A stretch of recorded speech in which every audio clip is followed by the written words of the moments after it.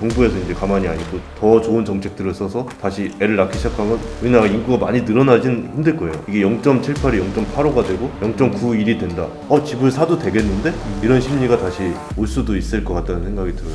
저는 좀 부정적으로 보는 게 결혼과 출산에 대한 뭐 부담, 스트레스, 개인 생활에 더 중요시하게 여기는 그런 트렌드 때문에 출산을 안 하려는 경향이 크다고 생각을 해서 두 분이 말씀하신 게 되게 마이너하다고 저는 생각합니다. 그리고 당분간은 피어슨입니다. 불광입니다. 불광님 나오셨고요.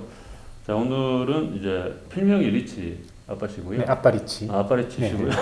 죄송해요. 대단히 활동적인 투자 형태를 보이고 계신. 그렇죠. 약간 이제 초보는 이제 초보 딱지는 뗐다고 봐야 되나요? 아, 초보 아니죠. 예. 자, 이제 인사. 예, 아빠리치입니다. 제가 이제 초보 딱지를 막 뗐다고 했는데 그보다는 수준이 높으시죠, 사실은. 저는 예.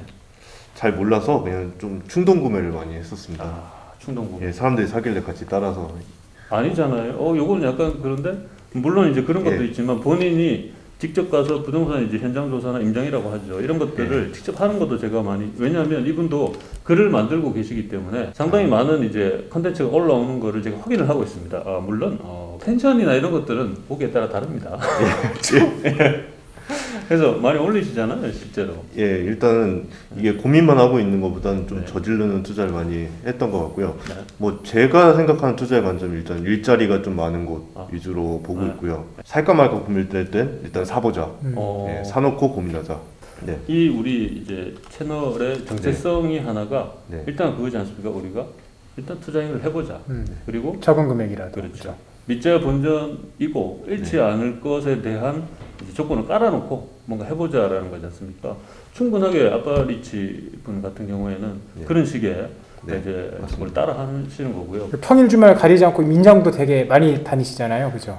임장은 이제 아이가 있기 때문에 이제 부동산을 사는 선택은 대부분 이제 투자기도 하지만 큰 돈이 들어가는 거기 때문에 혼자서 선택할 수가 없어요. 그래서 혼자 평소에 다니는 것도 한계가 있고 그래서 아이랑 아내랑 같이 다니고 있는데 아내도 이제 투자를 좀 하고 있어서 주로 같이 다니고 있고요. 같이 다니다 보니까 사실은 아이는 놀러 가는 줄 알고 따라왔다가 놀고 싶고 그렇죠. 저희 그러니까 시간이 저희가 또 제가 충청도에 거주하다 보니까 충청도 쪽 임장은 이제 금방금방 가는데 뭐 서울 수도권 임장은 한 군데 두 군데 이상 가기 힘들더라고요. 그래서 주말에 차도 막히고 많이 가볼 시간이 없기 때문에 사실은 많이 못 가보고 미리 손품을 많이 팔고 또 가서 한두 번 가보고 괜찮다 싶으면 조금 샀던 것 같아요. 조건에 맞는 매물이 있으면. 의욕은 지금 폭발 상태지 않습니까? 사실 지금 예, 그런 상태고, 근데 일단 보통 이제 먼저 이제 액션을 취하는 성향이라고 본인 스스로 말씀을 하셨고요. 그렇지만 나름대로는 잃지 않을 만한 그런 쪽에 투자를 지향하시는 거는 저도 알고 있거든요, 사실. 그래서 가령 최근에 제가 들은 것 중에 지금 사실 소비심리나 이런 게 많이 줄었기 때문에 부동산 쪽은 그래서 접근하는 사람도 많지 않고 물건을 찾아내는 것 자체가 별로 쉽지 않습니다. 근데 최근에 수도권에 갭 투자를 상당히 적은 금액으로 하셨다고 제가 들었어요. 제가 투자한 곳은 이제 수도권 이제 동쪽 지역이고요. 네. 이제 최근에 이제 가격이 많이 떨어지길래 저는 이걸 기회라고 봤고요. 네. 작년 말쯤에 원래 매수를 하고 싶었는데 작년에는 또 다른 거 평택 쪽에 하나 매수해서 그거 처리하고 전세 세팅하고 있느라고 신경을 많이 못 썼어요. 많이 못 돌아다녀서 세팅 끝나고 이제 작년 연말부터 돌아다니기 시작했고요. 1월 달에 몇 번 돌려보고 이게 저는 그런 생각을 했어요. 지금이 기회다라는 게 지금 저점이다. 지금이 바닥이다가 아니라 제가 살 수 있는 순간이 왔구나. 이거 좋습니다. 예, 계속하세요. 소액 투자자다 보니까 저도 이제 뭐 몇 억 가지고 이제 서울 수도권 접근하기가 굉장히 어렵거든요. 네, 그렇습니다.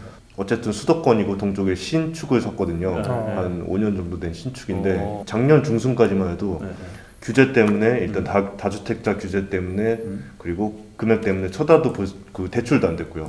쳐다볼 수 없는 지역이었거든요. 근데 저는 이제 살 수 있을 때 사자 이런 주의이기 때문에 특히 부동산 투자자, 아파트 투자자는 뭐 말씀하신 인플레이션에 베팅을 하고 있기 때문에 상승에 베팅을 하고 있기 때문에 그 불확실성까지 다 저희가 감당할 수는 없지만 뭐 정말 지금보다 더 떨어진다 그러면 한두 개 팔 수밖에 없겠죠. 그런 리스크까지 두려워서 투자를 안 하는 것보단 그래도 전체적인 우상향을 보고 투자하는 것도 있었고요. 제가 인구 문제에 있어서 제가 요즘 가지는 생각이 있는데요. 네. 인구가 지금 바닥을 찍었을 가능성이 있다고 봐요. 그러니까 이거 투자는 심리라고 하잖아요. 네. 그래서 인구에서 저는 피벗이 올 수도 있다는 생각을 갖는 게 인구가 지금 0.78인데 이게 만약에 정부에서 이제 가만히 안 있고 더 좋은 정책들을 써서 다시 애를 낳기 시작하면 우리나라 인구가 많이 늘어나진 힘들 거예요. 근데 이게 0.78이 0.85가 되고 0.91이 된다. 그러면 우리가 심리적으로 집을 사도 되겠는데? 이런 심리가 다시 올 수도 있을 것 같다는 생각이 들어요. 인구 정책을 안 쓸 수 없는 시점이기 때문에 예전보다 지금 나오고 있는 정책들도 많고 피벗이 올 수도 있다는 생각을 가져요. 긍정적으로. 네, 말씀이긴 한데 근데 저는 좀 부정적으로 보는 게 이게 피벗이 오기 힘들 가능성이 크다고 느끼는 게 지금까지도 적지 않은 정책들을 이미 써왔는데도 불구하고 계속 감소하고 있고, 그리고 솔직히 요즘 젊은 세대들이 뭐 이게 정책 지원이 부족해서 안 낳는다기보다는 약간 그 결혼과 출산에 대한 뭐 부담 아니면 스트레스, 그리고 개인적인 이런 취미 생활을 즐기고 개인 생활을 더 중요시하게 여기는 그런 트렌드 때문에 더 이게 결혼을 안 하고 출산을 안 하려는 경향이 크다고 생각을 해서, 이런 젊은 사람들의 생각이나 성향이 과연 정책으로 인해서 바뀔까 하는 그런 의심이 저는 더 크네요. 요 타이밍에서 이 말도 맞고 저 말도 맞는데 두 분이 말씀하신 게 되게 마이너하다고 저는 생각하고요. 그리고 당분간은 인구 문제가 극악하게 투자에 영향을 미칠 요인으로 작용하기에는 쉽지 않다. 그렇죠. 단기간에는 그렇죠. 근데 장기적으로는 그렇죠. 추세적으로는 이러니까, 그리고 아무리 정책을 펼치더라도 사실은 정말로 드라마틱하게 젊은 인구가 늘어나고 이런 것들은 거의 불가능하다고 저는 생각을 해요. 왜냐하면 0.7이나 0.8이나 그렇게 임팩트 있게 투자 시장에 영향을 미칠까? 그러면은 사실은 젊은 인구가 많은 쪽에 우리가 어떤 식으로든 깃대를 꽂고 가는 게 훨씬 더 효율적이 될 수 있다.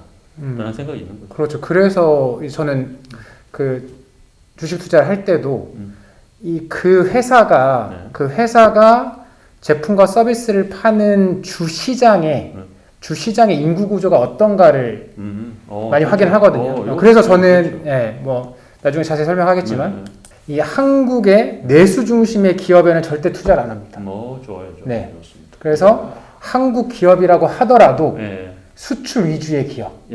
너무 좋네. 그 중에서도 이제 뭐 미국, 특히 이제 미국은 워낙 인구 구조가 탄탄하니까 이제 뭐 미국이라든지 계속해서 인구가 이제 뭐 증가를 하거나 인구가 이제 앞으로 장기간 잘 유지가 될 그런 나라에 주로 이제 제품과 서비스를 판매하는 기업에 이제 투자를 하고 있거든요. 그런 측면에서 뭐 주식도 그렇지만 부동산도 약간 그런 부분을 고려해야 되지 않나 라고 생각을 합니다. 고려하고, 그리고 이게 환율에 따른 자산 가격 이제 변동 메커니즘이 있거든요. 여기까지 하려고 했는데 오늘 정도 그 다음에 할 것 같은데 요거를 직격탄으로 우리가 맞은 게 IMF 때였고, 그때 해외 자본들이 냠냠 많이 했죠. 이 메커니즘 때문에 극악한 이득을 보고 나갔습니다. 환차까지 보고 나갔기 때문에 요런 것을 똑같이 우리가 동아시아에 할 수 있겠다라는 생각이 있어요. 이게 우리가 나쁘다는 게 아니라 어떤 위기가 이게 신용화폐의 메커니즘상 위기가 오고 그 신용화폐를 소진을 하고 하는 것들이 계속돼야지 유지가 되는 게 있더라고요. 그러면은 위기가 올 가능성이 제일 높은 게 사실 중국이긴 한데, 중국은 덩치가 크니까 좀 그렇고, 동아시아에 어느 정도 그런 게 오면 이제 환차 이익도 보고 떨어진 자산가, 그 나라의 자산가 뭐 부동산 이런 것들을 사면서 환차 이익까지 보고 하면 거의 천문학적으로 이제 수익이 보이는 게 있어요. 이런 메커니즘을 한번 설명을 드리고자 합니다. 재밌겠습니다. 오늘은 근데 인구 문제까지로 하고 이제 마무리하는 걸로 하겠습니다. 네, 알겠습니다. 자, 고생들 하셨습니다. 네, 고생하셨습니다. 고생하셨습니다.